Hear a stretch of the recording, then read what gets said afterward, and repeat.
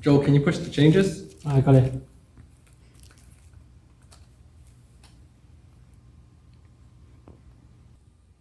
Jason, does the changes? Yep, on them now.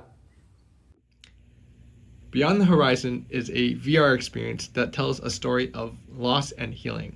The immersant takes on the role of a middle-aged man who has recently lost their friend, and over the course of 4 different scenes, the immersant goes through an arc of finding a new light that fills void.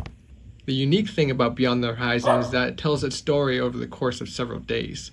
We compiled 4 different scenes that represent different days, starting with day 1 and flowing into days 2, 3, and 4.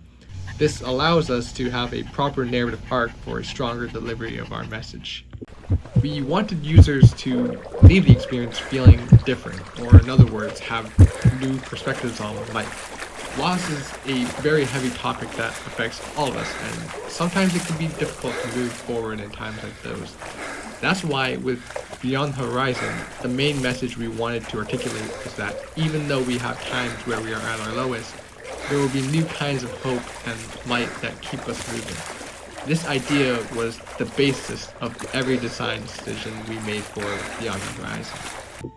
The nature of VR makes it easy for the user to actually feel like they're in the environment that is shown. For Beyond the Horizon, we took advantage of this by ensuring the physical environments were the best they could be and worked on conveying emotions through the environments themselves. This way, when users enter the VR experience, by feeling like they are in the environments and feeling the emotions there, we are able to more effectively present our message. To emphasize our core message, we put extra care in our visuals and audio. For example, one of the things we did was not use any music for the first 3 days, as we wanted to express very little joy for those days.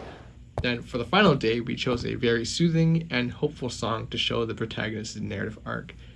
In terms of visuals, on the final day we had the user begin at a lower part of a hill, surrounded by trees, and as the user follows the dog and gets to the top of the hill, the trees begin to disperse and the user is greeted by a wonderful view that serves as the climax of the story. To make sure we were actually making our decisions have real impact, we applied multiple VR theories such as imaginative and challenge-based immersion and preventing cyber sickness through keeping a consistent frame rate.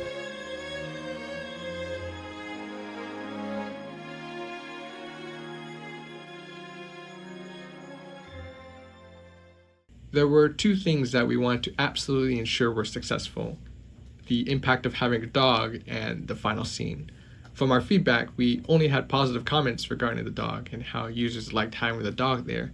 We also had many comments regarding the final scene and how it felt the most impactful of the 4 different days. Connected to the dog during the story. Oh, definitely. Yeah, the dog was the best part of the part. How did you feel during the scenes where you had to save the dog from the river? Do you evoke any particular emotion, such as fear, urgency, or... Yeah, I was panicked. I wanted to say that. With the dog, let you look on the final beautiful view, the faithful and other things. Did you feel rewarding or impactful in the relation? I'm so glad the dog was still alive. Yeah, 1 to 5, how do you feel? Can I go back? 5. Yeah, I was so happy the dog was okay. One of the biggest pieces of feedback that we got was that users wished they could have had more interactions with the dog. So the next steps for this project would be to dedicate time to adding more interactions in several different ways. For example, on day 2, where the protagonist is in the room with the dog, they could throw a bone and have the dog chase after the bone.